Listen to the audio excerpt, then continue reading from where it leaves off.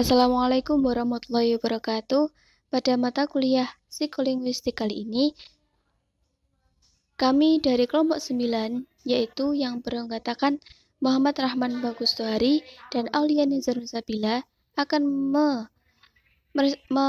mempresentasikan tentang autism.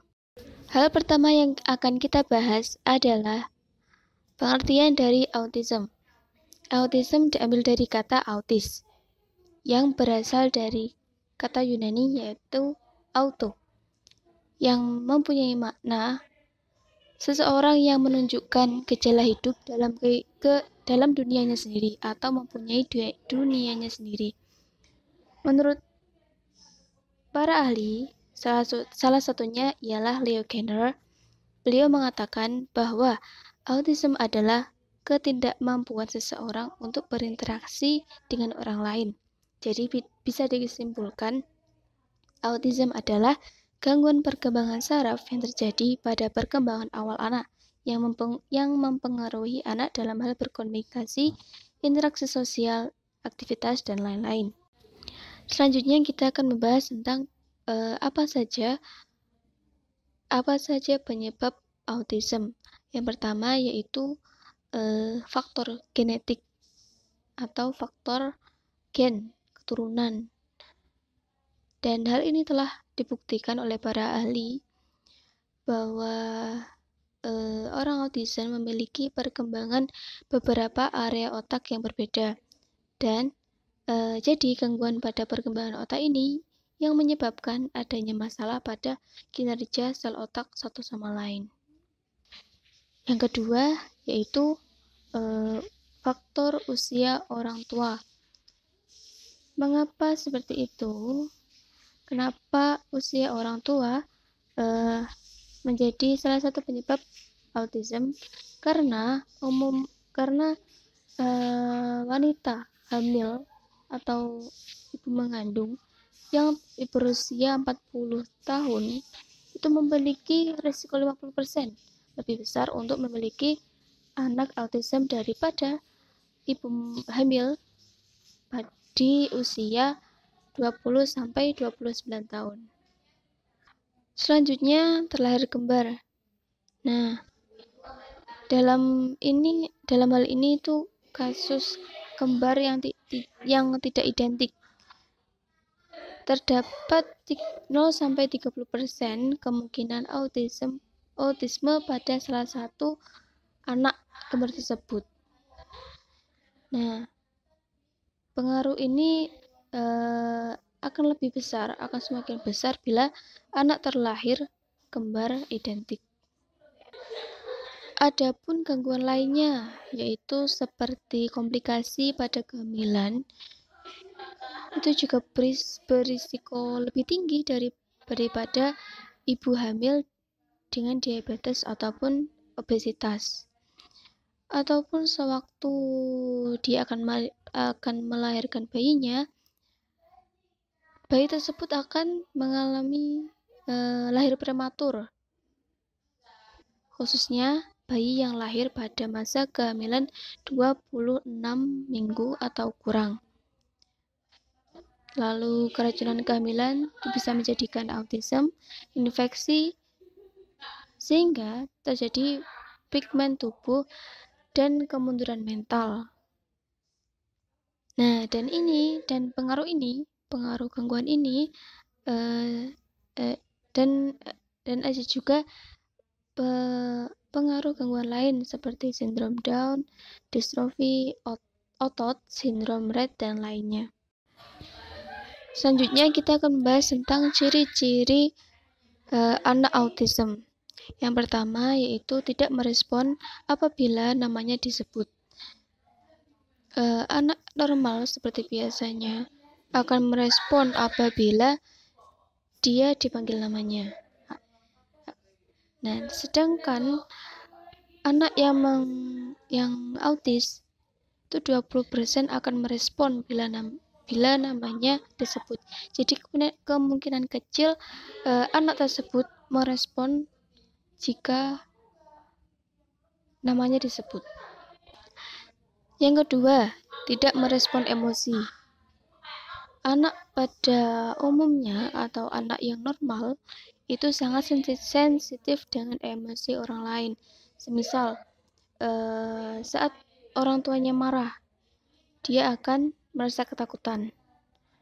Saat diberi hadiah atau lainnya, atau hal yang menyenangkan, anak normal akan merespon hal positif atau merasa bergembira. Sedangkan anak autisme lebih kecil kemungkinannya untuk tersenyum apabila ada orang lain yang senyum kepadanya.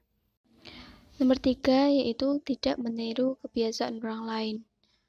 Anak autism itu lebih tidak suka meniru orang lain. Dia akan berpacu pada dirinya sendiri. Mereka mempunyai dunia sendiri. Nah, dibandingkan dengan anak yang normal, anak yang dengan kondisi normal, dia akan meniru ketika seseorang tersenyum, menyapa atau melambaikan tangan kepadanya, seperti di kelas suruh menyanyi, mereka akan menyanyi. Sedangkan anak autism mungkin akan hanya diam saja atau asik dengan mainannya lah, apa yang dia suka lah, seperti itu. Nomor 4, mereka tidak suka bermain yang berpura-pura. Semisal seperti ini, anak perempuan pada umur 2 atau 3 tahun biasanya akan suka bermain dengan boneka, mengimajinasikan boneka tersebut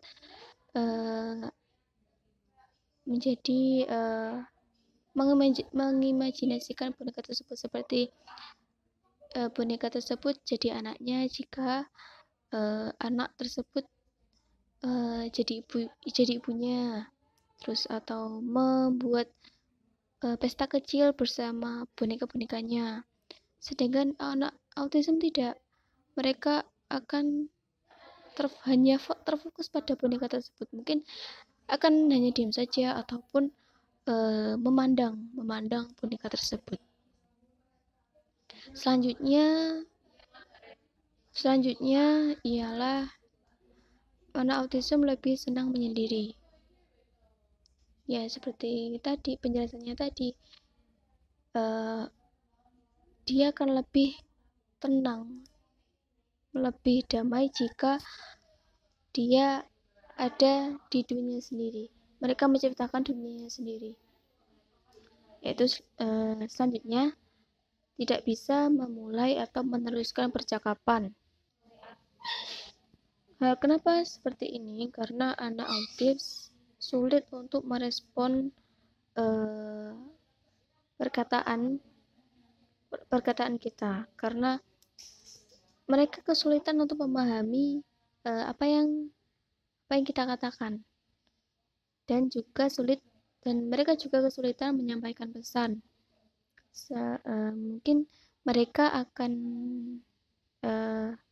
mungkin sebagian dari mereka akan menggunakan bahasa isyarat, seperti mereka akan menarik tangan atau menunjuk benda saat ingin meminta sesuatu, seperti itu, atau mengangguk atau menggeleng jika mereka setuju atau tidak setuju dengan hal itu.